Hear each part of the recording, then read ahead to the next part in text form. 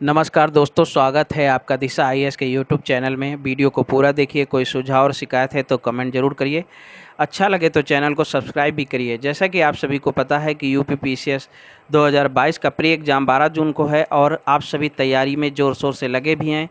आपकी इसी तैयारी को संपूर्णता प्रदान करने के लिए दिशा आईएएस लेकर आया है जीएस के 40 दिन और 40 टेस्ट और सीसेट के 20 टेस्ट। जीएस के टेस्ट 40 दिन तक हर रोज़ कराए जाएंगे, जबकि सीसेट के 20 टेस्ट हर दूसरे दिन कराए जाएंगे। यह सभी टेस्ट यूपी पीसीएस की बदलती हुई प्रकृति तथा बढ़ती हुई प्रतियोगिता को ध्यान में रखकर बनाए गए हैं, जिससे आपका चयन सुनिश्चित हो सके। अगर किसी भी साथी को टेस्ट सीरीज का पीडीएफ एक्सप्लेनेशन के साथ चाहिए तो नीचे दिए नंबरों पर संपर्क कर सकते हैं। इसके अलावा आप हमारे साथ निम्न माध्यम से भी जुड़ सकते हैं, जैसे Telegram, Facebook, Instagram, cool, Twitter. नमस्कार। विचार करें।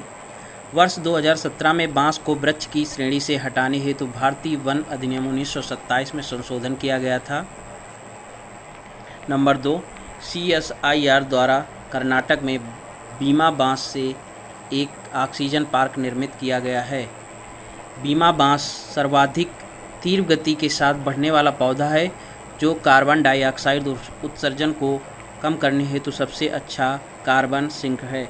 आपको इसका सही आंसर बताना है, तो इसका सही आंसर हो जाएगा दोस्तों केवल 2, यानी कि बी ऑप्शन। इसी तरह से हम लोग क्वेश्चन नंबर 2 की ओर बढ़ते हैं। तिलहन के संदर्भ में निम्नलिखित कथनों पर विचार कीजिए। हरित क्रांति खाद्य तेलों के उत्पादन में वृद्धि से संबंधित थी।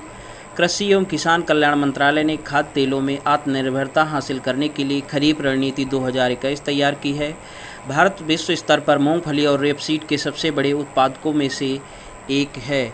इसका सही आंसर दोस्तों आपको बताना है। इसका सही आंसर होगा बी 2 और 3, क्योंकि हरित क्रांति खाद्य तेलों से नहीं, खाद्यान्न फसलों से संबंधित थी, तो इसलिए इसका आंसर हो जाएगा बी केवल 2 और 3। इसी तरह से हम लोग क्वेश्चन नंबर 3 की ओर बढ़ते हैं। फसल प्रणाली के संदर्भ में निम्नलिखित कथनों पर विचार कीजिए।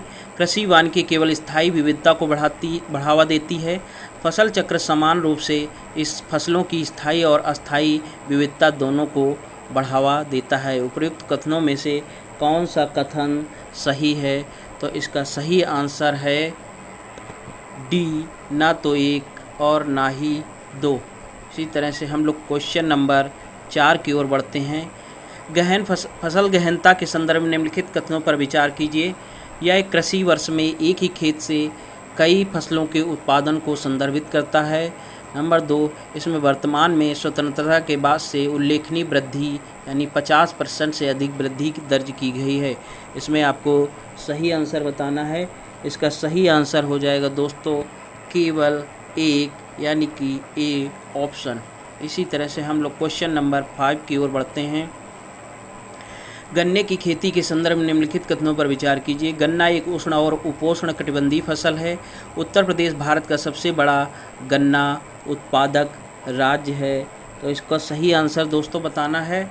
इसका सही आंसर हो जाएगा 1 और 2, यानी कि सी ऑप्शन, क्योंकि उत्तर प्रदेश गन्ने का सबसे बड़ा उत्पादक राज्य है और गन्ना एक उष्ण और उपोष्ण कटिबंधीय फसल भी है।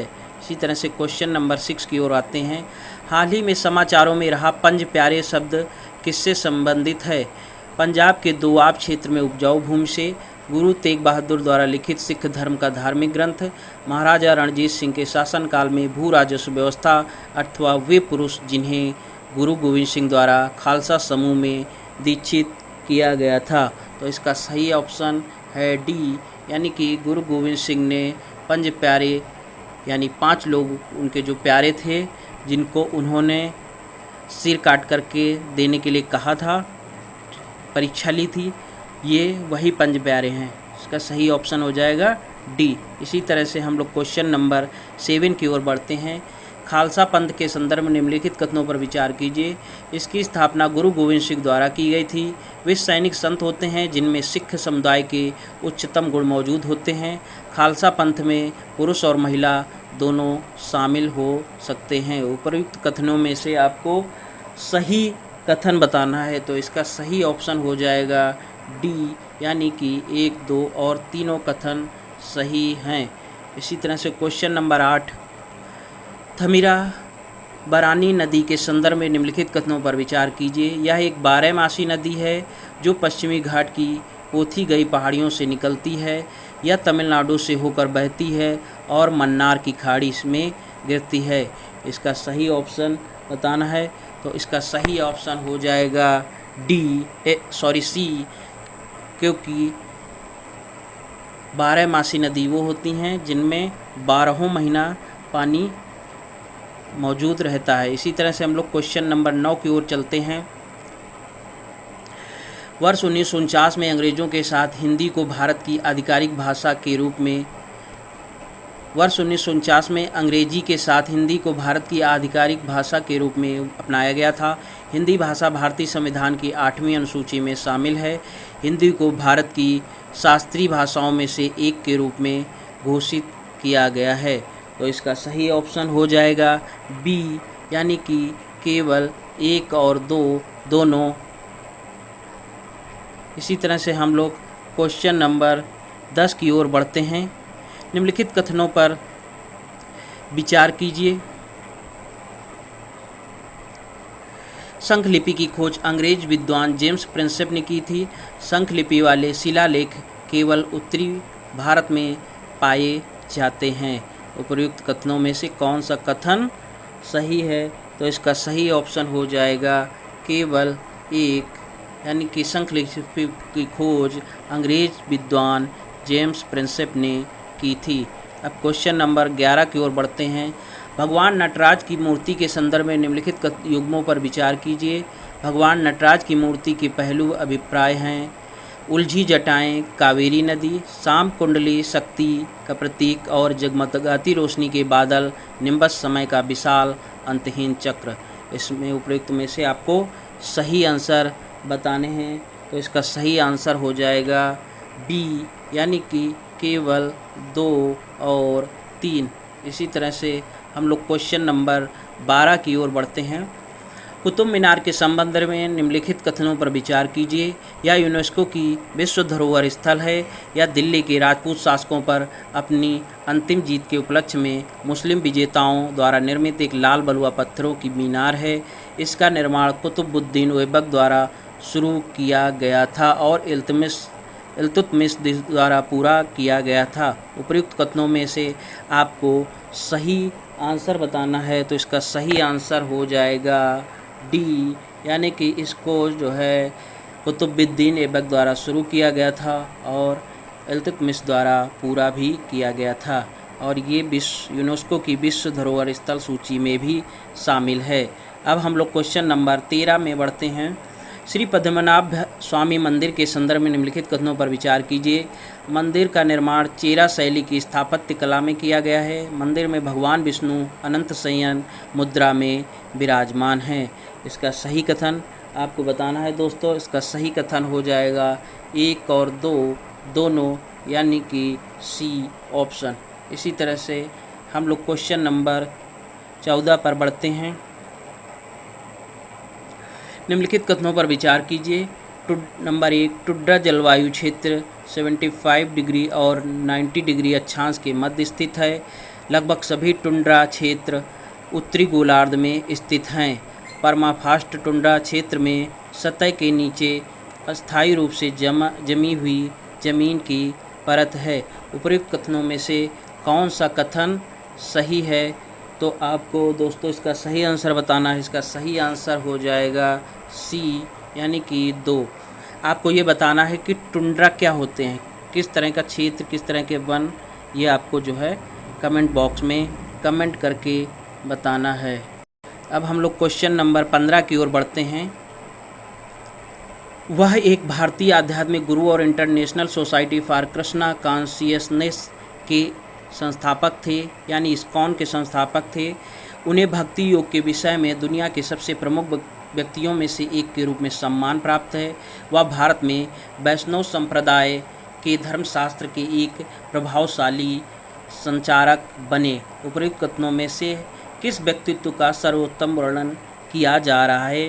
ए वल्लभाचार्य का, बी श्रील भक्ति वेदांत स्वामी का, सी चैतन्य महाप्रभु का, या फिर डी रामकृष्ण परमहंस का।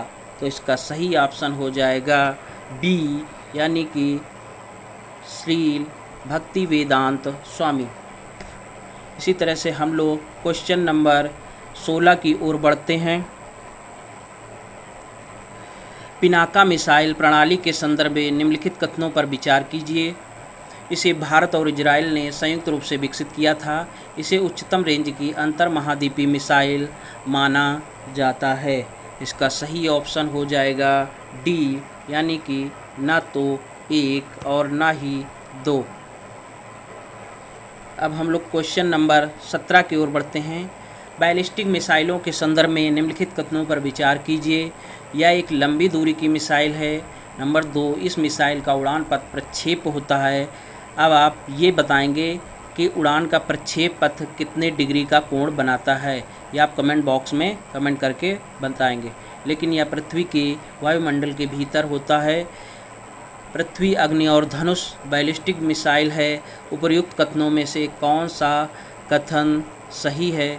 इसका सही ऑप्शन हो जाएगा सी, यानी कि केवल 1 और 3। इसी तरह से हम लोग क्वेश्चन नंबर 18 की ओर बढ़ते हैं। प्रलय मिसाइल के संदर्भ में निम्नलिखित कथनों पर विचार कीजिए। यह भारत की पहली पारंपरिक अर्ध बैलिस्टिक मिसाइल है। यह एक ठोस प्रणोदक रॉकेट द्वारा मोटर द्वारा संचालित है। उपर्युक्त कथनों में से आपको सही कथन बताना है। तो इसके दोनों ऑप्शन सही है, यानी सही ऑप्शन हो जाएगा सी। अब हम क्वेश्चन नंबर 19 की ओर बढ़ते हैं। प्रोजेक्ट 75 भारतीय नौसेना के लिए स्वदेशी विमान वाहक के विकास से जुड़ा है। स्कॉर्पियन श्रेणी की पनडुब्बियों को फ्रांस के सहयोग से विकसित किया जा रहा है। उपर्युक्त कथनों में से कौन सा कथन सही है? तो इसका सही ऑप्शन हो जाएगा बी, यानी कि स्कॉर्पियन श्रेणी की पनडुब्बियों को फ्रांस के सहयोग से विकसित किया जा रहा है। और जो प्रोजेक्ट 75 है वो भी जो है स्कॉर्पियन श्रेणी की पनडुब्बियों से संबंधित है, ना कि स्वदेशी विमान वाहकों से। इसी तरह से हम लोग क्वेश्चन नंबर 20 की ओर आते हैं। निम्नलिखित में से कौन सा संयुक्त अभ्यास भारत और यूके के बीच आयोजित किया जाता है? Number 1 Ajeya warrior, number 2 PASSEX, number 3 Konkan Shakti और नंबर 4 गरुण शक्ति। आपको इनमें से बताना है कि कौन सा भारत और यूके के बीच में आयोजित किया जाता है। तो इसका सही ऑप्शन हो जाएगा सी, यानी कि 1, 2 और 3। अब हम लोग बढ़ते हैं क्वेश्चन नंबर 21 की ओर। ग्रीन डे अहेड मार्केट के संबंध में निम्नलिखित कथनों पर विचार कीजिए। GDAM के साथ कोई भी नवीकरणीय ऊर्जा उत्पादन कंपनी एक्सचेंज पर नवीकरणीय ऊर्जा की स्थापना और बिक्री कर सकती है। भारत दुनिया का एकमात्र बड़ा विद्युत बाजार है जिसने विशेष रूप से नवीकरणीय ऊर्जा हेतु ग्रीन डे अहेड मार्केट प्रारंभ किया है। उपयुक्त कथनों में से आपको सही आंसर बताना है। तो इसका सही आंसर हो जाएगा 1 और 2 दोनों, यानी कि सी ऑप्शन। इसी तरह से हम लोग क्वेश्चन नंबर 22 की ओर बढ़ते हैं। स्वामी कोष के संदर्भ में निम्नलिखित कथनों पर विचार कीजिए। इसका उद्देश्य रुकी हुई आवास परियोजनाओं को पूरा करने में सक्षम बनाने के लिए वित्त पोषण प्रदान करना है। इसे वर्ष 2019 में श्रेणी सेकंड वैकल्पिक निवेश कोष के रूप में स्थापित किया गया था। नंबर 3, भारतीय रिजर्व बैंक इस कोष का प्रायोजक है। इसका सही ऑप्शन दोस्तों बताना है आपको। तो इसके सही ऑप्शन हो जाएंगे 1 और 2, यानी कि बी ऑप्शन सही होगा। इसी तरह से हम लोग क्वेश्चन नंबर 23 की ओर बढ़ते हैं। सऊदी अरब दुनिया में कच्चे तेल का सबसे बड़ा निर्यातक है। वेनेजुएला पेट्रोलियम निर्यातक देशों के संगठन का सदस्य नहीं है। ओपेक यानी कि पेट्रोलियम निर्यातक देशों का संगठन द्वारा इस्तेमाल किया जाने वाला ब्रेंट क्रूड ऑयल मूल्य अंतर्राष्ट्रीय बेंचमार्क मूल्य है। उपयुक्त कथनों में से कौन सा कथन सही है? तो सही कथन हो जाएगा बी, यानी कि 1 और 3। इसी तरह से क्वेश्चन नंबर 24 की तरफ बढ़ते हैं। Financial action task force FATF के संदर्भ में निम्नलिखित कदमों पर विचार कीजिए। इसका सचिवालय पेरिस में आर्थिक सहयोग और विकास संगठन यानी OECD मुख्यालय में स्थित है। नंबर 2, यूरोपीय आयोग और खाड़ी सहयोग परिषद FATF के सदस्य हैं। अब आपको एक चीज़ और बताना है कि आपका कौन सा पड़ोसी देश है जिसको FATF सूची में लगातार बनाए रखा जा रहा है, और इसमें उसको किस ब्लैक सूची में, ग्रे सूची में या फिर किस तरह की सूची में रखा गया है। ठीक है, तो इसका सही ऑप्शन हो जाएगा 24 का C, यानी कि 1 और 2 दोनों। इसी तरह से क्वेश्चन नंबर 25 की ओर बढ़ते हैं। भारत ने अंतर्राष्ट्रीय श्रम संगठन ILO के एम्प्लॉयमेंट पॉलिसी कन्वेंशन 1964 की पुष्टि की है। अनौपचारिक श्रमिकों की भारत में श्रम शक्ति का 50% से कम हिस्सा है। उपयुक्त कथनों में से कौन सा कथन सही है? तो इसका सही ऑप्शन हो जाएगा आपका दोस्तों A, यानी कि केवल 1। नंबर 26, भौगोलिक संकेत GI टैग प्रमाणन के संदर्भ में निम्नलिखित कथनों पर विचार कीजिए। इसका उपयोग एक निश्चित भौगोलिक क्षेत्र में उत्पन्न होने वाली विशेष विशेषताओं वाले सामानों की पहचान करने हेतु किया जाता है। यह विश्व व्यापार संगठन के समझौतों के अंतर्गत आता है। यह भारत में पेटेंट, डिजाइन और ट्रेडमार्क महानियंत्रक द्वारा प्रशासित है। उपयुक्त कथनों में से आपको सही कथन बताना है, तो इसका सही ऑप्शन हो जाएगा D, यानी कि 1, 2 और 3 तीनों। इसी तरह से क्वेश्चन नंबर 27 की ओर आते हैं। निम्नलिखित में से कौन सा घटक सकल घरेलू उत्पाद को मापने के लिए उपयोग किया जाता है? निजी उपभोग, व्यापार निवेश, सरकारी निवेश और शुद्ध निर्यात। इसमें आपको सही बताना है और ये बताना कि जो GDP को मापने के लिए इनमें से किसका उपयोग किया जाता है। तो इसमें आपको बता दें कि ये सारे जो है उपकरणों को हम लोग GDP के जोड़ने में किया जाता है, यानी निजी उपभोग, व्यापार निवेश, सरकारी निवेश और शुद्ध निर्यात। तो इसका सही ऑप्शन हो जाएगा D ऑप्शन, यानी 1, 2, 3 और 4। इसी तरह से क्वेश्चन नंबर 28 की आप तरफ आते हैं। बेसल थर्ड मानदंड निम्नलिखित में से किससे संबंधित हैं? नंबर A, बैंकिंग क्षेत्र, B, खतरनाक अपशिष्ट का स्थानांतरण, C, साइबर क्राइम या D, आपराधिक न्याय का प्रशासन। तो इसका सही ऑप्शन है A, बैंकिंग क्षेत्र। ठीक है, अब आपको ये बताना है कि बेसल में कितने प्रतिशत का मानदंड और कब तक की समय सीमा रखी गई है। इसी तरह से हम लोग क्वेश्चन नंबर 29 की ओर आते हैं। एडिशनल टियर फर्स्ट बॉन्ड भारतीय रिजर्व बैंक द्वारा विनियमित किए जाते हैं। बेसल थर्ड मानकों को पूरा करने के उद्देश्य से बैंक अपने मूल पूंजी आधार को बढ़ाने के लिए AT1 बॉन्ड जारी करते हैं। AT1 बॉन्ड जारी करने वाले बैंक किसी विशेष वर्ष के लिए ब्याज भुगतान को रोक भी सकते हैं या बॉन्ड के अंकित मूल्य को भी कम कर सकते हैं। उपयुक्त कथनों में से कौन सा कथन सही है? A, केवल 1 और 2, B, केवल 2, C, केवल 3 या D फिर 1, 2, 3, यानी इसका सही ऑप्शन है 1, 2, 3, यानी कि D ऑप्शन। इसी तरह से क्वेश्चन नंबर हम लोग 30 की ओर बढ़ते हैं। वित्तीय स्थिरता और विकास परिषद FSDC वित्त मंत्रालय के तहत एक वैधानिक निकाय है। FSDC के निर्माण का प्रस्ताव रघुराम राजन समिति द्वारा किया गया था। उपयुक्त कथनों में से आपको सही कथन बताना है, तो इसका सही ऑप्शन है B, यानी कि इसका निर्माण रघुराम राजन समिति की सिफारिश पर किया गया था।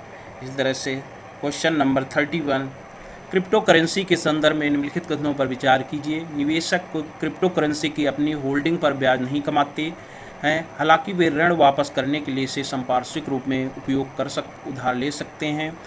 स्टेबल कॉइन स्थिर संपत्ति से जुड़ी क्रिप्टो करेंसी है और डिजिटल रूप में सरकार द्वारा जारी धन का स्थिर मूल्य प्रदान करती है।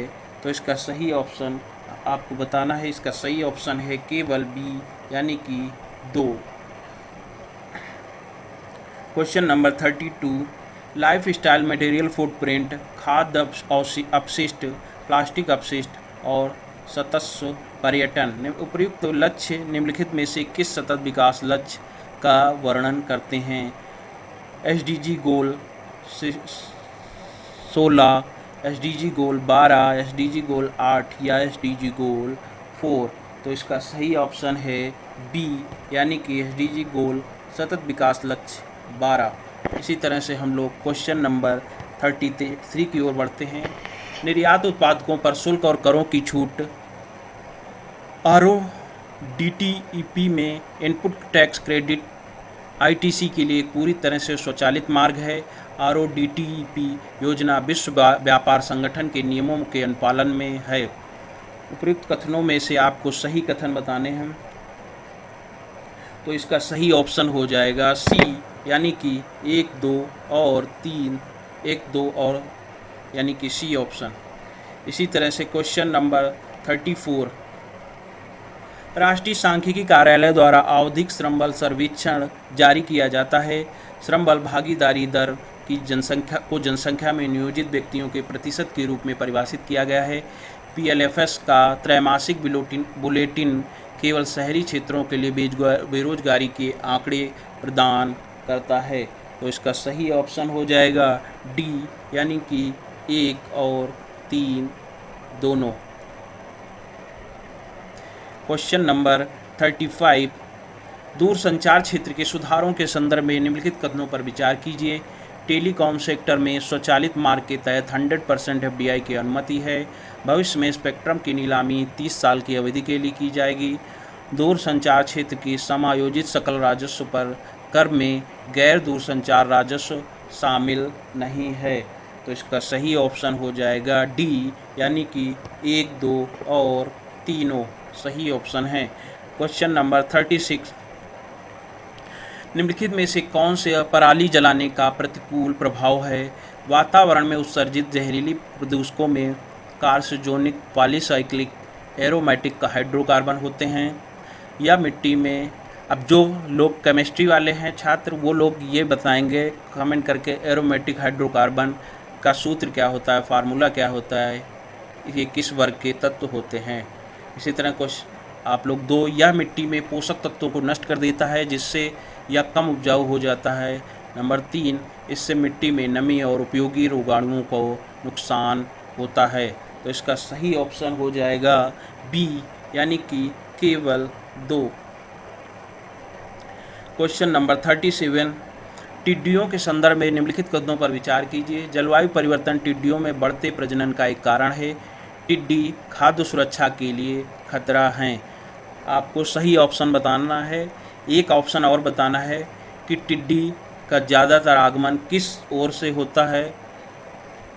पश्चिम की ओर से, पूरब की ओर से, उत्तर की ओर से या फिर दक्षिण की ओर से। तो इसका सही ऑप्शन हो जाएगा सी, यानी कि 1 और 2 दोनों। हाल ही में खबरों में रही कैसर-ए-हिंद तितली को निम्नलिखित में से किसकी राज्य तितली के रूप में अनुमोदित किया गया है? तो इसका सही ऑप्शन बताना है आपको। मेघालय का, अरुणाचल प्रदेश की या असम की या फिर त्रिपुरा की। तो इसका सही आंसर है अरुणाचल प्रदेश, यानी कि कैसर-ए-हिंद तितली को अरुणाचल प्रदेश की राज्य तितली के रूप में अनुमोदित किया गया है। क्वेश्चन नंबर 39, सिंधु नदी डॉल्फिन भारत का राष्ट्रीय जलीय जंतु है या केवल सिंधु नदी में ही पाई जाती है? इसका सही ऑप्शन दोस्तों आपको बताना है। कौन सा सही है? तो इसमें कोई भी ऑप्शन सही नहीं है, क्योंकि सिंधु नदी डॉल्फिन भारत का राष्ट्रीय जलीय जंतु नहीं है, यह केवल सिंधु नदी में पाई जाती है।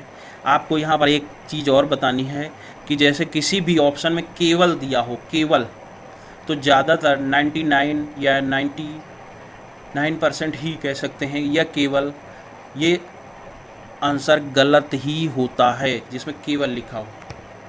ठीक है, क्वेश्चन नंबर 40 की ओर बढ़ते हैं। अमेजन विश्व के सबसे बड़े उष्णकटिबंधीय वर्षावन है जो अमेजन नदी और उसकी सहायक नदियों के जल निकासी बेसिन पर कब्जा कर रहे हैं।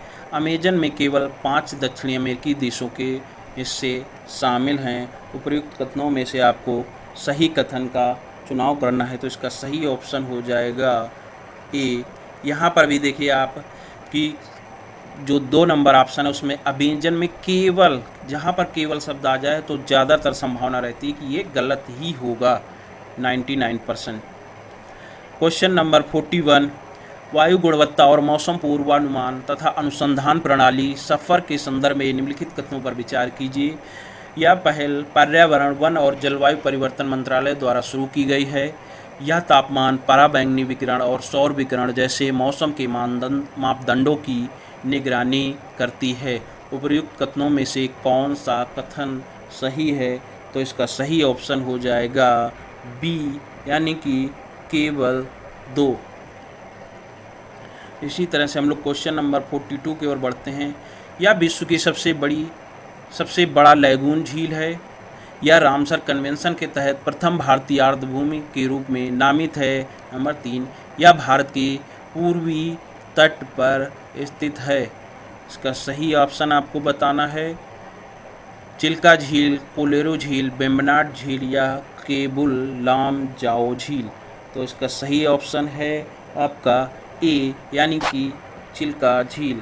अब आपको एक ऑप्शन बताना है कि केबुल झील किस प्रदेश में है, वेम्बनाड झील किस प्रदेश में है, कोलेरू झील।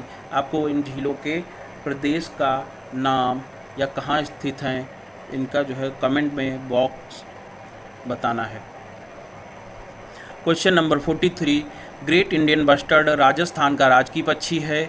ग्रेट इंडियन बस्टर्ड केवल राजस्थान और गुजरात तक ही सीमित है।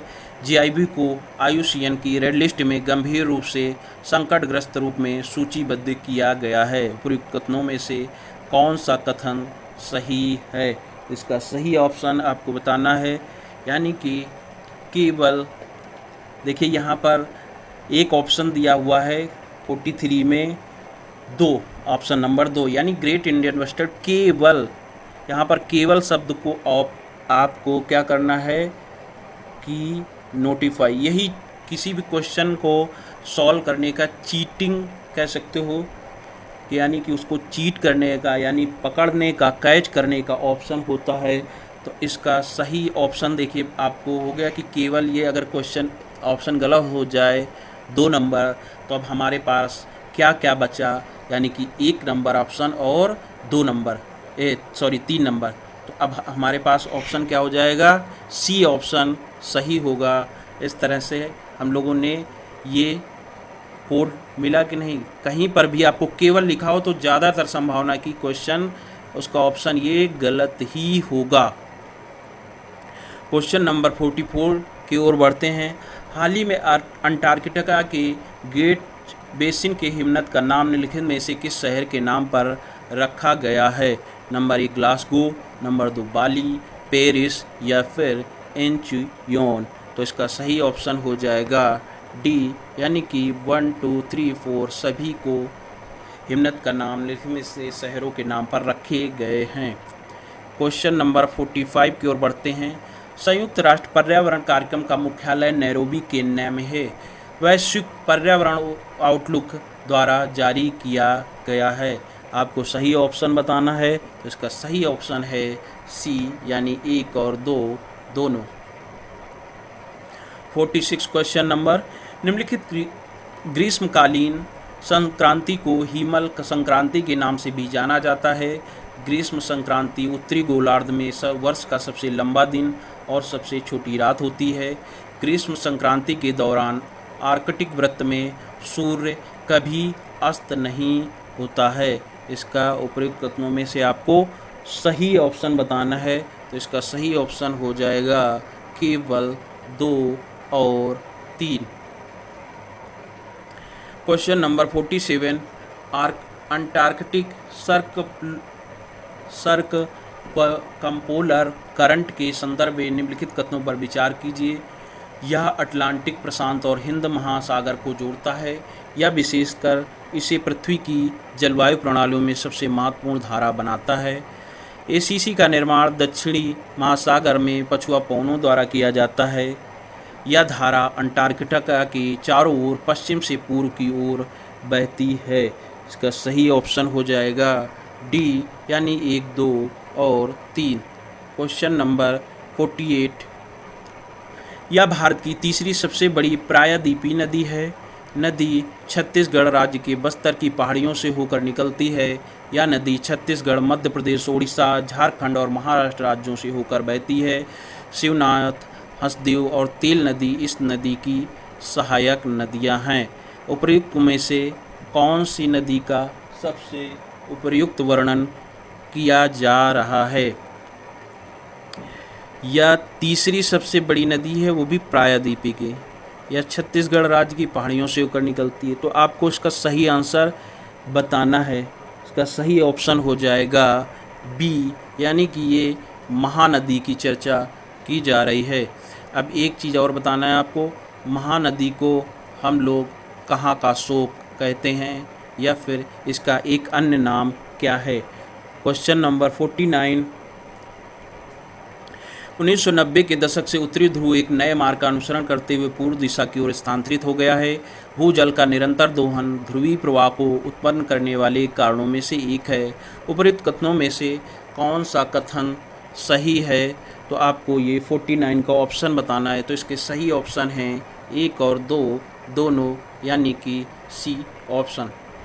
Question number 50। निम्नलिखित में से कौन से कारक दक्षिण पश्चिमी मानसून की निर्माण प्रक्रिया को प्रभावित करते हैं? भूमि और जल के गर्म तथा ठंडा होने में अंतर, मेडागास्कर के पूर्व में उच्च दबाव क्षेत्र की उपस्थिति, नंबर 3 भारतीय उपमहाद्वीप पर उष्णकटिबंधीय पूर्वी जेट धाराओं का आवागमन। अब आपको इसका सही ऑप्शन बताना है। तो इसका सही ऑप्शन हो जाएगा दोस्तों डी, यानी कि 1, 2 और तीनों। Question number 51।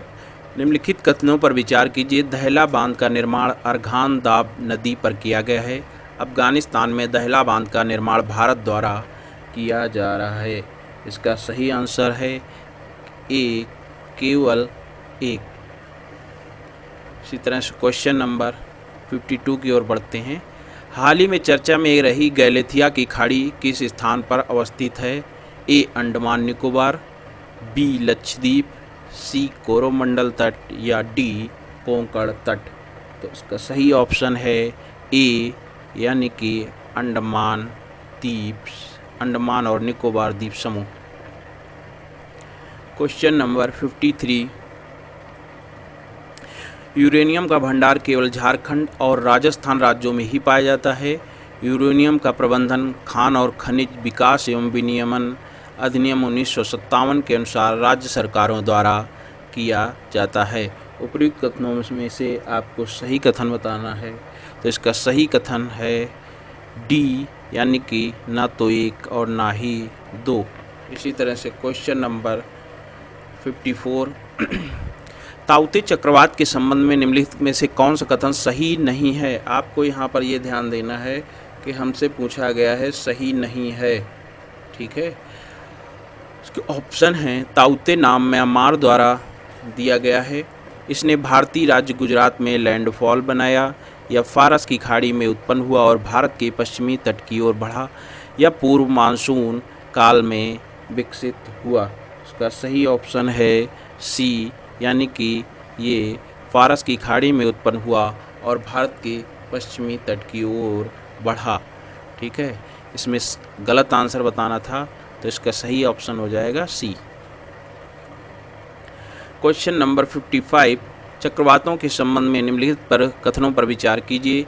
उष्णकटिबंधीय चक्रवातों की आँख में साफ आसमान, गर्म तापमान और कम वायुमंडलीय दबाव का क्षेत्र होता है।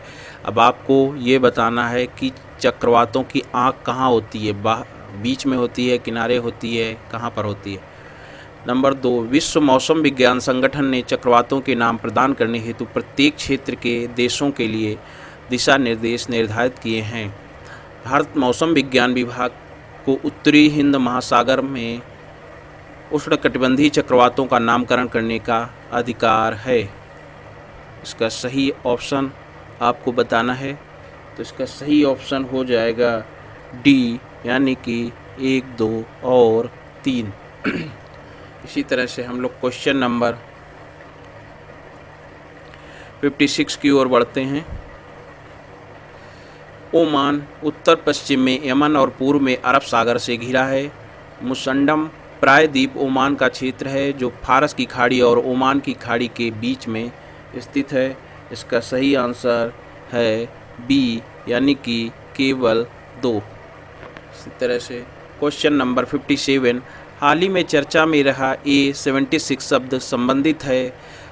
ए ऑप्शन सौर ऊर्जा से चलने वाला 2 सीटर हवाई जहाज़, बी विश्व के सबसे बड़े हिमखंड से, सी कुइपर बेल्ट में खोजे गए एक नए क्षुद्र ग्रह से, या फिर डी भारतीय आयुध निर्माणी बोर्ड द्वारा बनाई गई उन्नतपूर्ण स्वचालित पिस्तौल से। इसका सही ऑप्शन हो जाएगा बी, यानी कि विश्व के सबसे बड़े हिमखंड से है। क्वेश्चन नंबर 58, कांचीपुरम शहर के संबंध में निम्नलिखित कथनों पर विचार कीजिए। यह शहर कावेरी नदी के तट पर स्थित है। यह शहर 6वीं और 7वीं शताब्दी में पल्लव वंश की राजधानी था। कांचीपुरम के मंदिरों को यूनेस्को द्वारा वर्ष 2011 में विश्व धरोहर स्थल घोषित किया गया था। इसका सही ऑप्शन है सी, यानी कि केवल 1 और 3। क्वेश्चन नंबर 59, यह गुजरात में कच्छ के रण के पास स्थित एक एशिया का सबसे बड़ा घास का मैदान है। भारतीय वन अधिनियम 1927 के अनुसार इस घास के मैदान को आरक्षित वन के रूप में अधिसूचित किया गया है। इस घास के मैदान को भारतीय वन्य जीव संस्थान ने भारत में चीता के अंतिम शेष आवासों में से एक के रूप में चिन्हित किया है। इस घास के मैदान में मालधारी नाम एक आदिवासी चरवाहा समुदाय निवास करता है। उपयुक्त कथन भारत के निम्नलिखित में से किस घास के मैदान का सबसे उपयुक्त वर्णन करते हैं? तो आपको इसका सही आंसर बताना। इसका सही आंसर हो जाएगा सी, यानी कि बन्नी घास के मैदान। ठीक है, इसी तरह से हम लोग क्वेश्चन नंबर 60 की ओर बढ़ते हैं। मिनिकॉय द्वीप लक्षद्वीप समूह के सभी द्वीपों में सबसे बड़ा है तथा 9 डिग्री चैनल के उत्तर में स्थित है। लक्षद्वीप प्रवाल मूलक द्वीप है जो चारों ओर से फ्रिंजिंग रीफ से घिरे हुए हैं। लक्षद्वीप समूह को एक जैविक कृषि क्षेत्र घोषित किया गया है। सही ऑप्शन है 2 और 3, यानी कि सी ऑप्शन। क्वेश्चन नंबर 61, चंद्र ग्रहण के संदर्भ में निम्नलिखित कथनों पर विचार कीजिए। उपज छाया पृथ्वी की छाया का वह हिस्सा है जहां सूर्य से आने वाला सीधा प्रकाश पृथ्वी द्वारा पूरी तरह से अवरुद्ध हो जाता है। प्रच्छाया वह हिस्सा है जहां सूर्य से आने वाला प्रकाश पूरी तरह से अवरुद्ध नहीं होता है।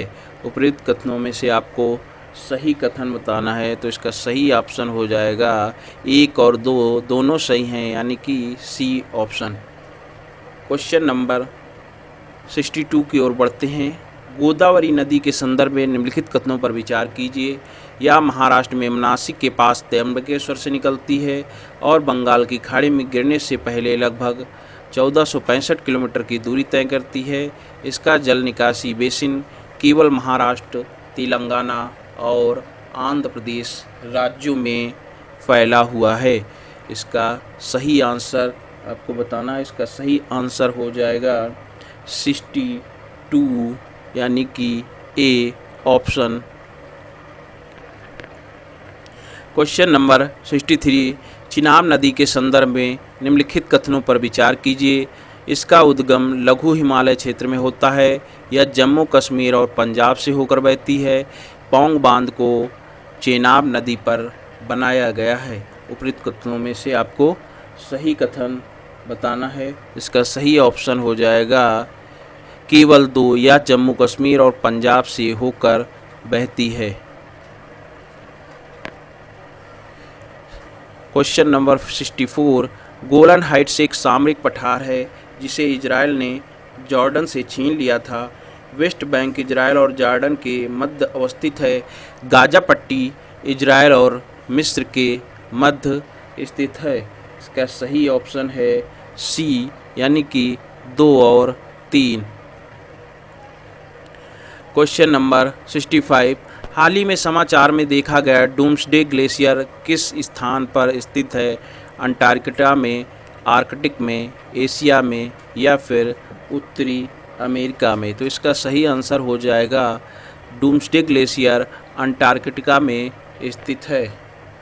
क्वेश्चन नंबर 66, भारत अंतर्राष्ट्रीय ऊर्जा एजेंसी का सदस्य नहीं है। भारत मिशन इनोवेशन के सदस्य देशों में शामिल है। इसका आपको सही आंसर बताना है। सही आंसर है सी, यानी कि 1 और 2 दोनों। क्वेश्चन नंबर 67, भारतीय विशिष्ट पहचान प्राधिकरण यानी कि UIDAI जो हमारे लिए आधार बनाता है के संदर्भ में निम्नलिखित कथनों पर विचार कीजिए। यह इलेक्ट्रॉनिक और सूचना प्रौद्योगिकी मंत्रालय के अधिकार क्षेत्र में एक वैधानिक निकाय है। भारत के सभी निवासियों को एक 16 अंकीय विशिष्ट पहचान संख्या आधार प्रदान करना अनिवार्य है। इसका उपयुक्त में से आपको सही कथन बताने हैं तो सही ऑप्शन है ए, यानी कि यह इलेक्ट्रॉनिक और सूचना प्रौद्योगिकी मंत्रालय के अधिकार क्षेत्र में एक वैधानिक निकाय है। अब आपको ये बताना है कि वैधानिक निकाय क्या होते हैं। और क्वेश्चन नंबर हम लोग 68 की ओर बढ़ते हैं। व्यक्तिगत डेटा संरक्षण कानून 2019 के संदर्भ में निम्नलिखित कथनों पर विचार कीजिए। यह वर्ष 2017 के ऐतिहासिक KS पुट्टास्वामी फैसले से प्रेरित है। नंबर 2, भूल जाने का अधिकार भी इसी कानून का हिस्सा है। इसका सही आंसर हो जाएगा बी, यानी कि केवल 2, यानी भूल जाने का अधिकार भी व्यक्तिगत डेटा से संबंधित है। क्वेश्चन नंबर 69, खासी हिल्स ऑटोनॉमस डिस्ट्रिक्ट काउंसिल संविधान की 6ठी अनुसूची के तहत एक निकाय है। संविधान की 6ठी अनुसूची में असम, मेघालय, त्रिपुरा और मिजोरम में आदिवासी क्षेत्रों के प्रशासन का प्रावधान है। इसमें आपको सही आंसर बताना है। सही आंसर हो जाएगा 1 और 2 दोनों, यानी कि सी। क्वेश्चन नंबर 70 की ओर बढ़ते हैं। एक विसल ब्लोअर कोई भी हो सकता है जो गलत प्रथाओं को उजागर करने का चुनाव करता है और आरोपों का समर्थन करने के लिए सबूत रखता है। भारत में विसल ब्लोअर के संरक्षण से संबंधित कोई विशेष अधिनियम नहीं है। कानून और न्याय मंत्रालय ने सतर्कता जागरूकता सप्ताह 2021 के एक भाग के रूप में एक विसल ब्लोअर पोर्टल लॉन्च किया है। इसका सही ऑप्शन आपको बताना है। इसका सही आंसर है बी, यानी कि 1 और 2। क्वेश्चन नंबर 71, केंद्र सरकार को भारत के अनन्य आर्थिक क्षेत्र के भीतर खनिजों पर नियंत्रण रखने का अधिकार प्राप्त है। राज्य सरकार को अपनी सीमा के अंदर मौजूद खनिजों पर नियंत्रण रखने का अधिकार प्राप्त है। इसका सही ऑप्शन हो जाएगा सी, यानी कि 1 और 2 दोनों। क्वेश्चन नंबर 72, सांसद स्थानीय क्षेत्र विकास योजना का एक केंद्रीय क्षेत्रक योजना है। MPLAD निधि का उपयोग सुगम्य भारत अभियान के कार्यान्वयन हेतु भी किया जा सकता है। 3, राज्यसभा के मनोनीत सदस्य MPLAD योजना के तहत पात्र नहीं होते हैं। उपयुक्त कथनों में से आपको सही आंसर बताना है तो इसका सही ऑप्शन हो जाएगा ए, यानी कि 1 और 2, क्योंकि राज्यसभा के सदस्यों या लोकसभा के सभी MPLAD योजना के पात्र होते हैं। क्वेश्चन नंबर 73, नए सुगम्यता मानकों के लिए मसौदा दिशा निर्देश निम्नलिखित में से किस मंत्रालय द्वारा जारी किए गए हैं। सामाजिक न्याय एवं अधिकारिता मंत्रालय, सूचना एवं प्रसारण मंत्रालय, कानून एवं न्याय मंत्रालय या फिर इलेक्ट्रॉनिक और सूचना प्रौद्योगिकी मंत्रालय। तो इसका सही ऑप्शन हो जाएगा सूचना एवं प्रसारण मंत्रालय। क्वेश्चन नंबर 74 की ओर बढ़ते हैं। दिल्ली में राष्ट्रीय संग्रहालय की स्थापना का खाका वर्ष 1946 में मॉरिस ग्वायर स्मिथ द्वारा किया गया था। वर्ष 1957 में संस्कृति मंत्रालय ने दिल्ली में राष्ट्रीय संग्रहालय को एक अलग संस्थान घोषित किया और उसे अपने प्रत्यक्ष नियंत्रण में रखा। उपयुक्त में से आपको सही कथन चुनना है, तो इसका सही ऑप्शन हो जाएगा केवल 1। क्वेश्चन नंबर 75, सफाई मित्र सुरक्षा चुनौती अभियान विश्व शौचालय दिवस समारोह के हिस्से के रूप में शुरू किया गया एक सप्ताह तक चलने वाला जागरूकता अभियान है। बी, यह ग्रामीण विकास मंत्रालय द्वारा शुरू किया गया है। क्वेश्चन इसका आंसर हो जाएगा ए, यानी कि केवल 1। नंबर 76, राष्ट्रीय सामान्य दस्तावेज पंजीकरण प्रणाली पोर्टल निम्नलिखित में से किसके द्वारा शुरू किया गया है? ग्रामीण विकास मंत्रालय, सड़क परिवहन और राजमार्ग मंत्रालय, श्रम और रोजगार मंत्रालय, या फिर डी, नवीन और नवीकरणीय ऊर्जा मंत्रालय। तो इसका सही ऑप्शन है ए, यानी कि ग्रामीण विकास मंत्रालय। इसी के साथ हम लोग क्वेश्चन नंबर 77 की ओर बढ़ते हैं। हाल ही में चर्चा में रहा रिश्वत जोखिम मैट्रिक्स 2021 निम्नलिखित में से किस संस्था द्वारा जारी किया गया है?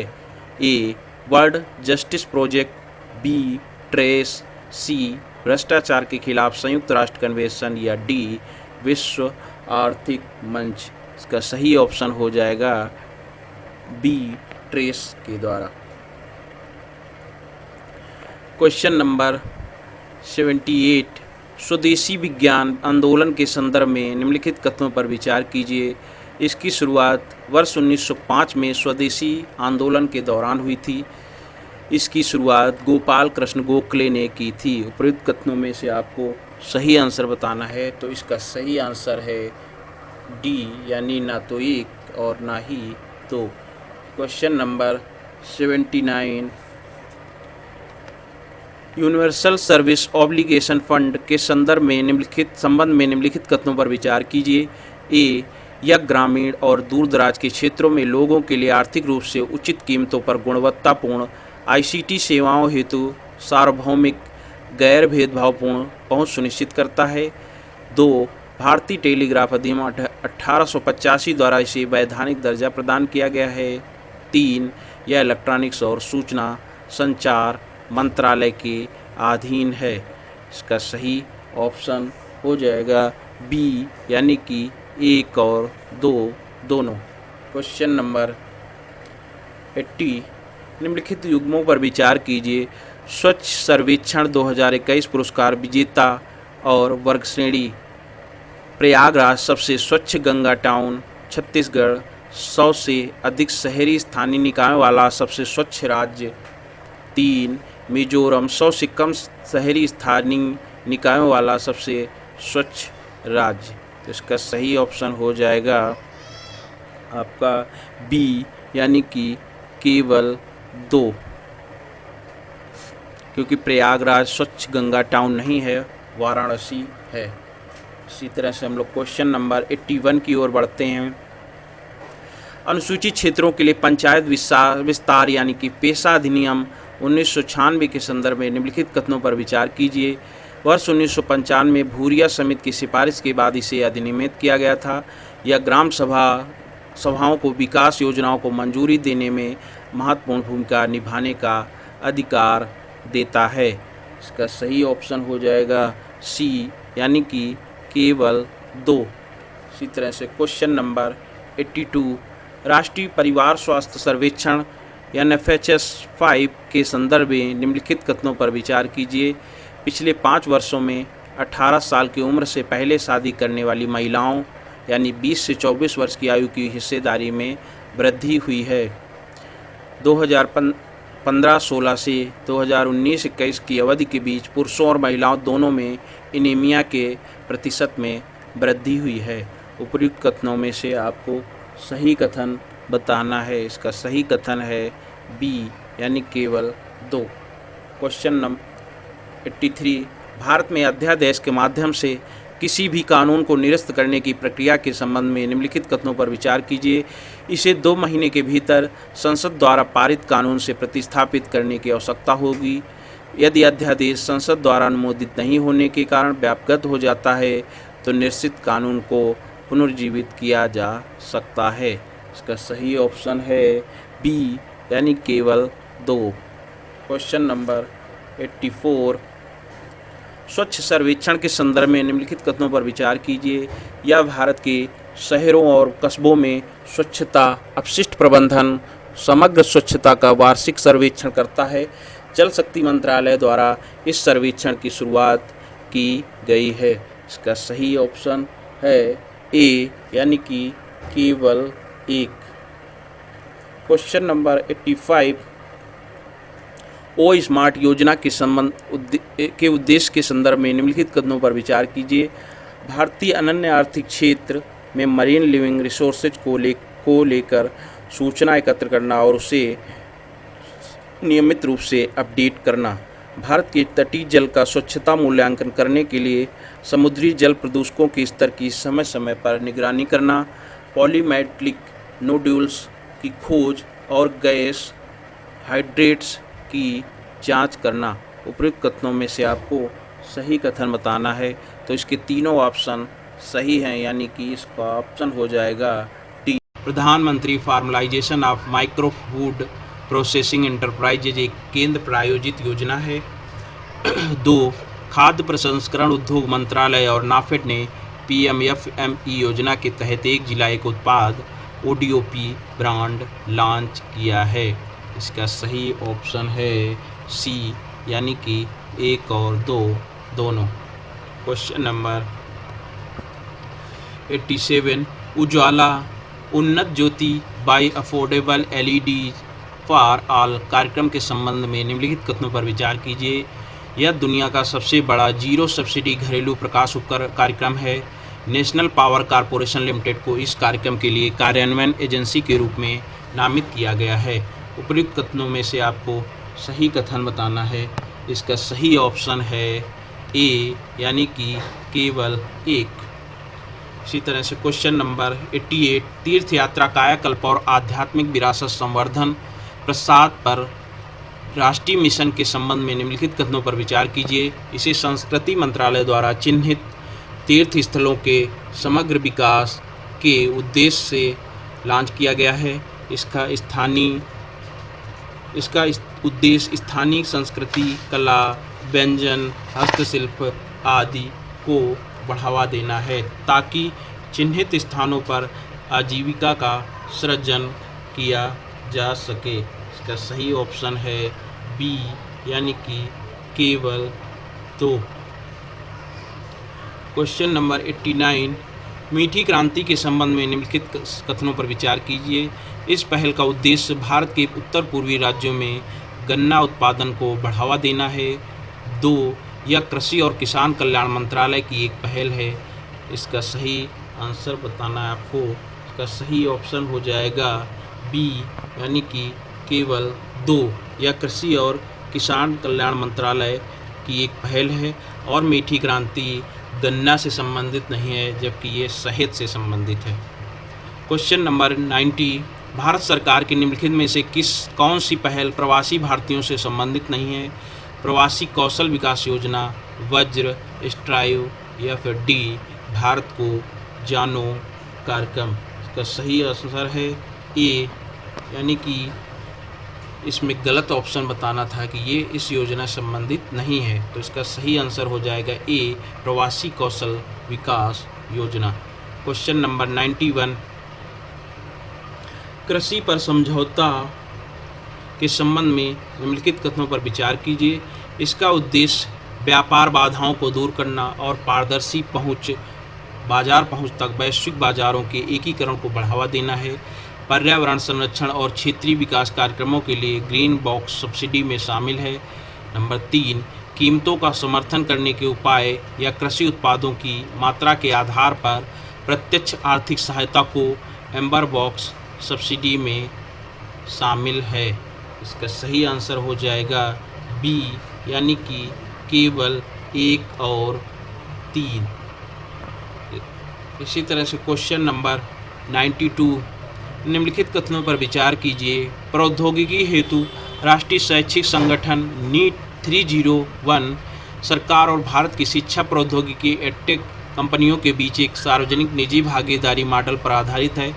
नीट 30 पहल के तहत सरकार एडटेक कंपनियों द्वारा पेश किए जाने वाले पाठ्यक्रमों की एक श्रृंखला हेतु मुफ्त कूपन वितरित करने की योजना बना रही है। तो इसका सही आंसर हो जाएगा सी, यानी कि 1 और 2 दोनों। क्वेश्चन नंबर 93, फॉकलैंड द्वीप संबंधी विवाद निम्नलिखित में से किन देशों के बीच में है? A America Cuba, B UK Argentina, C Japan उत्तर कोरिया और डी रूस और नॉर्वे। इसका सही ऑप्शन हो जाएगा बी, यानी कि यूके और अर्जेंटीना के बीच में। क्वेश्चन नंबर 94, हाल ही में समाचारों में रहा फॉकलैंड द्वीप निम्नलिखित में से किस महासागर में स्थित है? अटलांटिक महासागर, आर्कटिक महासागर, अंटार्कटिक महासागर या फिर डी प्रशांत महासागर। इसका सही ऑप्शन हो जाएगा ए, यानी कि अटलांटिक महासागर। Question number 95, line of credit ग्राहक द्वारा उधार ली जा सकने वाली अधिकतम ऋण राशि को प्रदर्शित करती है।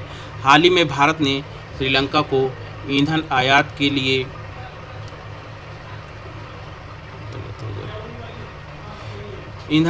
लिए ऋण प्रदान की है। उपयुक्त कथनों में से आपको सही कथन बताना है, तो इसका सही ऑप्शन हो जाएगा सी, यानी कि 1 और 2 दोनों सही ऑप्शन है। 96 क्वेश्चन नंबर, अमेरिका की इंडो पैसिफिक रणनीति के संदर्भ में निम्नलिखित कथनों पर विचार कीजिए। नंबर 1, नागरिक समाज का विकास इस रणनीति के फोकस में से एक है। इस रणनीति में भारत के साथ रक्षा साझेदारी को बढ़ावा देना भी शामिल है। उपयुक्त कथनों में से कौन सा कथन सही है? इसका सही ऑप्शन हो जाएगा आपका सी, यानी कि 1 और 2 दोनों। क्वेश्चन नंबर 97, राष्ट्रमंडल के संबंध में निम्नलिखित कथनों पर विचार कीजिए। इसकी स्थापना 1949 में लंदन घोषणा पत्र द्वारा की गई थी। नंबर 2, महारानी एलिजाबेथ द्वितीय राष्ट्रमंडल की प्रमुख हैं। इसकी सदस्यता स्वतंत्र और समान स्वैच्छिक सहयोग पर आधारित है। इसका सही ऑप्शन हो जाएगा डी, यानी कि 1, 2 और 3 तीनों में। अब आपको ये बताना है कि भारत जो है राष्ट्रमंडल का सदस्य है या फिर नहीं है। क्वेश्चन नंबर 98, रविन्द्रनाथ टैगोर के संबंध में निम्नलिखित कथनों पर विचार कीजिए। उन्होंने वर्ष 1921 में पारंपरिक शिक्षा को चुनौती देने हेतु विश्व भारती विश्वविद्यालय की स्थापना की। 2, ये नोबेल पुरस्कार पाने वाले पहले गैर यूरोपीय थे। 3, इन्हें 1919 में ब्रिटिश किंग जॉर्ज पंचम द्वारा जलियांवाला बाग हत्याकांड के बाद नाइटहुड की उपाधि से सम्मानित किया गया था। इसका सही ऑप्शन हो जाएगा सी, यानी कि केवल 3। इसमें आपको कौन सा आंसर सही नहीं है ये बताना था। इसी तरह से क्वेश्चन नंबर हम लोग आते हैं 99 की ओर। निम्नलिखित कथनों पर विचार कीजिए। पार्लियामेंटो सुधारों ने वायसराय की कार्यकारी परिषद में भारतीयों को शामिल करने की अनुमति दी। पार्लियामेंटो सुधारों द्वारा मुसलमानों हेतु अलग निर्वाचक मंडल की शुरुआत की। गोपाल कृष्ण गोखले को वायसराय की कार्यकारी परिषद में पहला भारतीय सदस्य नियुक्त किया गया। इसका सही ऑप्शन है ए, यानी कि केवल 1 और 2। इसी तरह से क्वेश्चन नंबर 100, लॉर्ड कर्जन ने भारत के सबसे कम उम्र के वायसराय के रूप में लॉर्ड एल्गिन का स्थान लिया। उसने नमक पर लगने वाले कर कम किए और करदाताओं को छूट प्रदान की। वर्ष 1911 में लॉर्ड कर्जन ने लॉर्ड एल्गिन द्वारा किए गए बंगाल के विभाजन के फैसले को उलट दिया। इसका सही ऑप्शन है सी, यानी कि केवल 3। क्वेश्चन नंबर 101, अविभाजित बंगाल प्रांत में वर्तमान में बिहार, उड़ीसा और असम के राज्य शामिल थे। 2, बंगाल के विभाजन के कारण राष्ट्रव्यापी स्वदेशी आंदोलन हुआ, जिसे वंदे मातरम आंदोलन भी कहा जाता है। नंबर 3, विभाजन के बाद रविन्द्रनाथ टैगोर ने अमार सोनार बांग्ला की रचना की। इसका सही ऑप्शन है डी, यानी कि 1, 2 और 3 तीनों। क्वेश्चन नंबर 102, गुरु तेग बहादुर के संदर्भ में निम्नलिखित कथनों पर विचार कीजिए। उन्हें हिंद दी चादर के रूप में याद किया जाता है। वह सिख धर्म के छठे गुरु थे। इसका सही ऑप्शन है ए, यानी कि केवल एक। क्वेश्चन नंबर 103, ज्योतिराव फूले के बारे में निम्नलिखित कथनों पर विचार कीजिए। उनकी विचारधाराएं उदारवाद और समतावाद पर आधारित थीं। वे सत्यशोधक समाज के संस्थापक थे। उन्हें महात्मा की उपाधि से विभूषित किया गया था। इसका सही ऑप्शन है डी, यानी कि 1 और 2, 3 तीनों सही हैं। क्वेश्चन नंबर 104, वर्ष 1919 में हंटर कमीशन की स्थापना की गई थी। ए, रॉलेट एक्ट के प्रावधानों की जांच के लिए। बी, जलियांवाला बाग हत्याकांड की जांच के लिए। सी, राजनीतिक कैदियों के मामलों की जांच के लिए। या फिर डी, राजनीतिक गतिविधियों की जांच के लिए। इसका सही ऑप्शन है बी, यानी कि जलियांवाला बाग हत्याकांड में की जांच के लिए हंटर कमीशन की स्थापना की गई थी। आपको ये बताना है कि हंटर कमीशन में कौन कौन से शामिल थे, और जो भारत ने कांग्रेस ने जो एक समिति बनाई थी जांच के लिए, उसमें कौन कौन से लोग शामिल थे, उसके अध्यक्ष कौन थे, ये आप लोगों को कमेंट बॉक्स में कमेंट करके बताना है। इसी तरह क्वेश्चन नंबर 105, निम्नलिखित में से किन पत्रिकाओं का प्रकाशन डॉक्टर BR अम्बेडकर द्वारा किया गया है। मूक नायक, बहिष्कृत भारत, समता। इसमें से आपको सही आंसर बताना है। तो इसका सही ऑप्शन है डी, यानी कि ये तीनों ही पत्रिकाओं का प्रकाशन डॉक्टर भीमराव अम्बेडकर द्वारा किया गया है।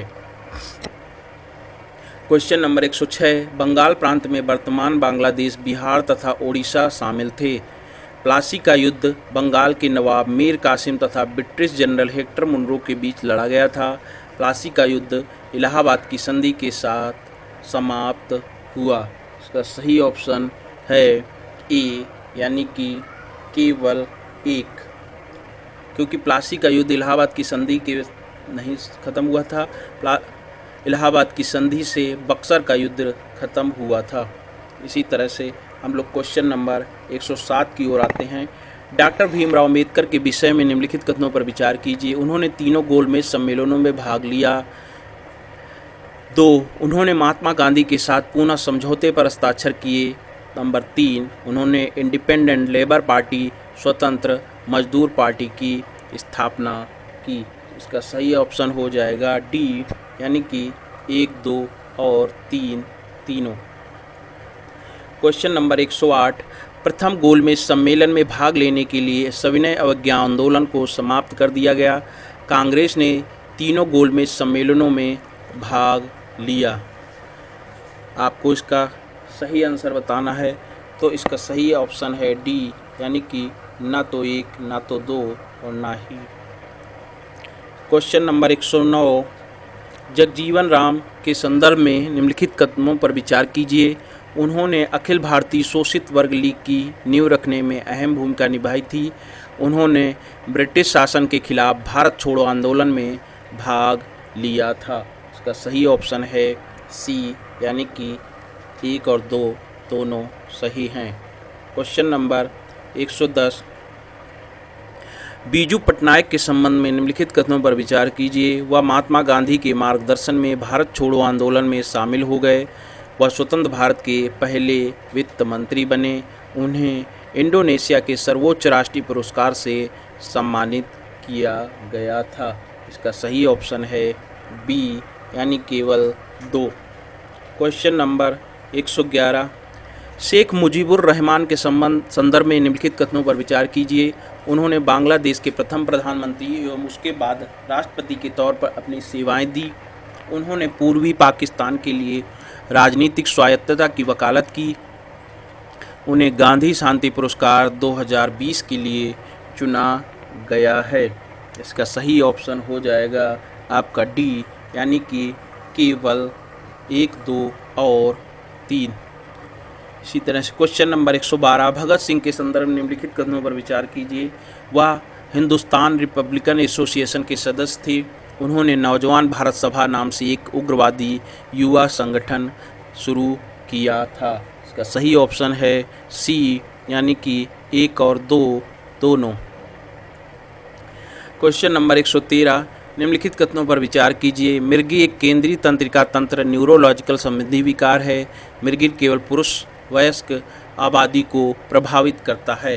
आपको पहले भी बताया था, जिस ऑप्शन में केवल शब्द जुड़ा हो तो ज़्यादातर संभावना रहती है 99% की वो गलत होगा।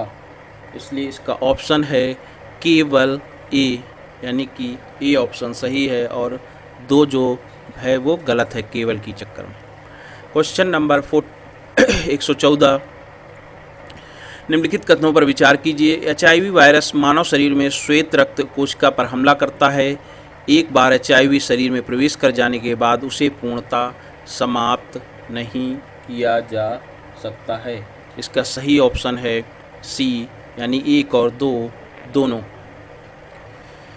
निम्नलिखित कथनों पर विचार कीजिए। भारतीय संविधान का अनुच्छेद 23 मानव तस्करी और जबरन श्रम पर रोक लगाता है।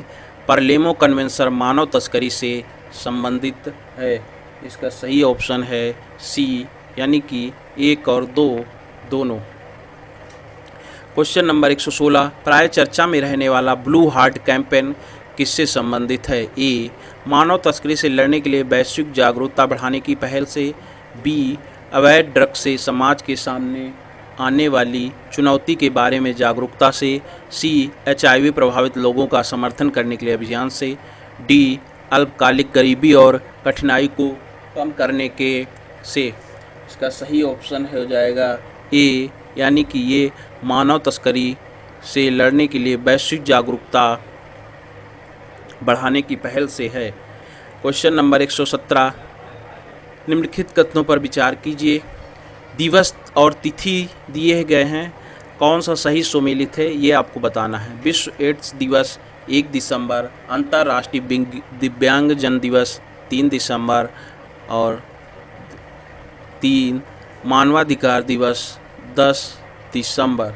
इसका सही ऑप्शन है डी, यानी कि तीनों ऑप्शन सही सुमेलित हैं। क्वेश्चन नंबर 118, भारत निम्नलिखित में से किस अभिसमय का एक पक्षकार है? Convention of the prevention and punishment of the crime of genocide, international convention on the elimination of all form of racial discrimination. Number 3, बाल अधिकारों पर कन्वेंशन।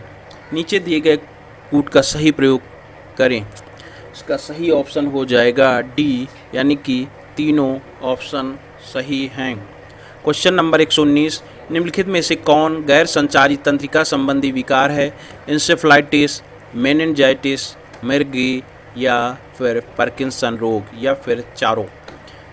क्वेश्चन नंबर 119 का सही ऑप्शन हो जाएगा 3, यानी कि मिर्गी और 4 पार्किंसन रोग, क्योंकि इंसेफ्लाइटिस मच्छर के काटने से होता है और इसी तरह से मेनिंजाइटिस एक अन्य प्रकार की बीमारी है। तो इसका सही ऑप्शन है बी। अब क्वेश्चन नंबर 120, भारतीय संविधान का अनुच्छेद 23 मानव तस्करी और बेगार को प्रतिबंधित करता है। भारत ने अंतर्राष्ट्रीय संगठित अपराध पर संयुक्त राष्ट्र अभिसमय की पुष्टि की। निम्नलिखित कथनों पर विचार कीजिए। क्वेश्चन नंबर 121, मानव पेपिलोमावायरस प्रजनन ट्रैक का सबसे आम वायरल संक्रमण है। भारत में आधिकारिक तौर पर सभी के लिए HPV वैक्सीन की सिफारिश नहीं की गई है। इसका सही आंसर है बी, केवल 2। क्वेश्चन नंबर 122, मोलनुपिरवीर हाल ही में चर्चा में रहा या निम्नलिखित में किस रोग का इलाज करने हेतु निर्मित किया जा रहा है? तो इसका सही ऑप्शन है सी, यानी कि ये कोविड-19 के इलाज के लिए निर्मित किया गया है। क्वेश्चन नंबर 123, नुसंतारा किस देश की नई राजधानी है? तो इसका सही ऑप्शन है बी, यानी कि इंडोनेशिया, जिसकी राजधानी जकार्ता थी, उसको बदल करके वो जकार्ता समुद्र में डूब रही है। ठीक है, इस कारण इन्होंने अपनी राजधानी को अब नुसंतारा में बनाया है। इसी तरह से क्वेश्चन नंबर हम लोग आते हैं 124 पर। आकाश का नीलापन मापने का यंत्र कहलाता है? डी साइनोमीटर। क्वेश्चन नंबर 125, निम्न में से कौन सा सही सुमेलित नहीं है? आपको इसमें गलत ऑप्शन बताना है। हरिजन, महात्मा गांधी, प्रताप, गणेश शंकर विद्यार्थी, हमदर्द, करतार सिंह, बंगाली, सुरेंद्र नाथ बनर्जी। इसका सही ऑप्शन है सी, यानी कि Hamdard Kartar Singh. Question number 126, fearless governance किसकी किताब है? A option Arundhati Roy, B doctor Kiran Bedi, C Sagarika Ghose, या फिर डी उमा दास गुप्ता। तो इसका सही ऑप्शन है बी, यानी कि ये किताब है आपकी डॉक्टर किरण बेदी की। क्वेश्चन नंबर 127, भारत के पूर्ण स्वामित्व वाले महिला औद्योगिक पार्क की स्थापना कहाँ की गई है? तो इसका सही ऑप्शन है ए, हैदराबाद में। इसी तरह से क्वेश्चन नंबर 128, काजू वैली पक्षी अभयारण्य कहाँ स्थित है? मध्य प्रदेश, मणिपुर, तमिलनाडु, या फिर कर्नाटक। इसका सही ऑप्शन है सी, यानी कि तमिलनाडु। क्वेश्चन नंबर 129, मंदसौर अभिलेख किससे संबंधित है? ए मालवा नरेश यशोधर्मन से, बी खारवेल से, सी स्कंदगुप्त से, या फिर डी पुलकेशियन द्वितीय से। इसका सही ऑप्शन है ए, यानी कि मंदसौर अभिलेख मालवा नरेश यशोवर्धन से संबंधित है। क्वेश्चन नंबर 130, शिवालिक श्रेणी का निर्माण हुआ इयोजोइक युग में, सीनोजोइक युग में, मेसोजोइक युग में, या फिर डी पेलोजोइक युग में। इसका सही ऑप्शन है बी, यानी कि सीनोजोइक युग में। क्वेश्चन नंबर 31, भारत की यूपीआई प्रणाली अपनाने वाला पहला देश है? इसका सही ऑप्शन है आपका नेपाल, भूटान, श्रीलंका, या फिर इंडोनेशिया। तो इसका सही ऑप्शन हो जाएगा बी, यानी कि भूटान ने हमारा यूपीआई प्रणाली रुपए भी अपनाया है और एनपीसीआई का ये यूपीआई भी अपनाया है। क्वेश्चन नंबर 132, राज्यपाल की नियुक्ति का प्रावधान किस देश से लिया गया है? आयरलैंड, ब्रिटेन, फ्रांस, या फिर कनाडा से। इसका सही ऑप्शन हो जाएगा आपका डी, यानी कि कनाडा से। इसी तरह से क्वेश्चन नंबर 133, मुगल शासकों के कालक्रम के अनुसार निम्नलिखित में से कौन सा विकल्प सही है? शाह आलम द्वितीय, आलमगीर द्वितीय, अकबर द्वितीय, या फिर बहादुर शाह जफ़र। तो आपको पता है कि जब अंग्रेज आए थे तो उस समय अंग्रेज़ों ने भगाया था बहादुर शाह जफ़र को, और इस तरह से हम लोग 133 का आंसर सही पाएंगे बी, यानी कि लास्ट में बहादुर शाह जफ़र, पहले आलमगीर द्वितीय, फिर शाह आलम द्वितीय, और फिर अकबर द्वितीय, जिन्होंने राजा राम मोहन राय को राजा की उपाधि दी थी अकबर द्वितीय ने।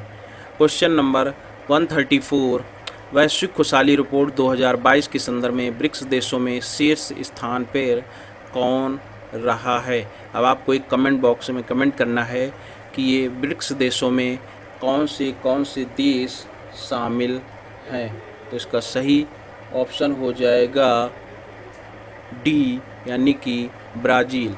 क्वेश्चन नंबर 135, पौधों के लिए आवश्यक बृहद पोषक तत्वों में से कौन शामिल नहीं है? नाइट्रोजन, पोटेशियम, आयरन, या फिर सल्फर। इसका सही ऑप्शन हो जाएगा आयरन।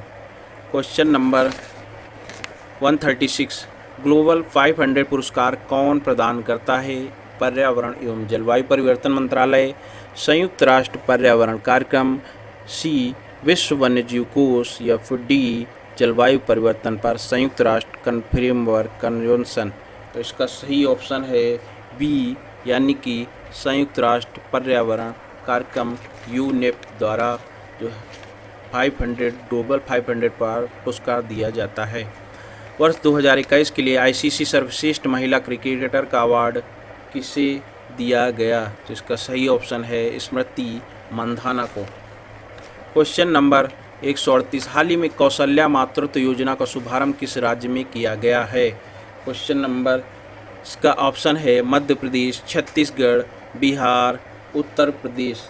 इसका सही ऑप्शन हो जाएगा छत्तीसगढ़। इसी तरह से क्वेश्चन नंबर 139, ऊतकों के अध्ययन संबंधी विज्ञान को क्या कहा जाता है? ए एनाटॉमी, ए साइटोलॉजी, सी सिस्टोलॉजी या फिर डी मार्फोलॉजी। इसका सही ऑप्शन हो जाएगा हिस्टोलॉजी। इसी तरह से question number 140, justice Ayesha Malik को किस देश के सुप्रीम कोर्ट की पहली महिला जज नियुक्त किया गया है? बांग्लादेश, पाकिस्तान, श्रीलंका या फिर सेशल्स। तो इसका सही ऑप्शन है B Pakistan. Question number 141, Australian Open 2022 के महिला एकल की विजेता कौन रही हैं? Ashleigh Barty, Danielle Collins, Barbora Krejcikova या फिर जेसिका पेगुला। तो इसका सही ऑप्शन है ए यानी कि एशले बार्टी। क्वेश्चन नंबर 142, वैश्विक नवाचार सूचकांक किसके द्वारा जारी किया जाता है? विश्व बैंक, विश्व बौद्धिक संपदा संगठन, जर्मन वॉच या फिर विश्व व्यापार संगठन। तो इसका सही ऑप्शन है बी विश्व बौद्धिक संपदा संगठन। क्वेश्चन नंबर 143, संविधान की मूल संरचना का सिद्धांत किस बात का परिणाम है? Kesavananda Bharati case, Golaknath case, Maneka Gandhi case या फिर पुत्ता स्वामी केस। तो इसका सही ऑप्शन है Kesavananda Bharati case. Question number 144, Mulingla Arunachal Pradesh, Jelepla Sikkim, Tujo दर्रा मेघालय या फिर डी सिपकीला लद्दाख। तो इसका सही ऑप्शन है बी यानी जेलेपला सिक्किम। भारतीय लघु उद्योग विकास बैंक का मुख्यालय कहाँ स्थित है? लखनऊ, मुंबई, नई दिल्ली, बेंगलुरु। इसका सही ऑप्शन हो जाएगा ए यानी कि लखनऊ। इसी तरह से आपको बताना है कि नाबार्ड का मुख्यालय कहाँ है, उसको कमेंट बॉक्स में कमेंट करिए। 146, धर्म गार्जियन संयुक्त अभ्यास किन देशों की थल सेनाओं के बीच किया जाता है? इसका सही ऑप्शन है सी यानी भारत और Japan. Question number 147, the Indian war of independence 1857 किताब के लेखक कौन हैं? VD. Savarkar, RC. Majumdar, Eric Thomas Stokes या फिर शशि भूषण चौधरी। तो इसका सही ऑप्शन हो जाएगा ए यानी कि वी.डी. सावरकर। 148, सिंधु घाटी सभ्यता के प्रमुख स्थल धौलावीरा की खोज किसने की थी? Rakhaldas Banerjee, doctor SR. Rao, BK. Thapar या फिर जे.पी. जोशी। इसका सही ऑप्शन है डी यानी कि जे.पी. जोशी। ये हाल ही में इसी साल खोजा गया स्थल के साथ ही इसमें और भी बहुत इसको जो है यूनेस्को की धरोहर सूची में इस बार शामिल किया गया है, इसलिए इसकी चर्चा इस साल हो रही है। माता टीला परियोजना किस नदी से संबंधित है? क्वेश्चन नंबर, सोन नदी, रिहंद नदी, बेतवा नदी या फिर गंगा नदी। तो इसका सही ऑप्शन हो जाएगा सी यानी कि बेतवा नदी। सतत विकास लक्ष्यों पर प्रदर्शन के अंतर्गत वर्ष 2021 में भारत का स्थान क्या था? 115वां, 117वां, 119वां या फिर 114वां। तो इसका सही आंसर है बी यानी कि 117वां।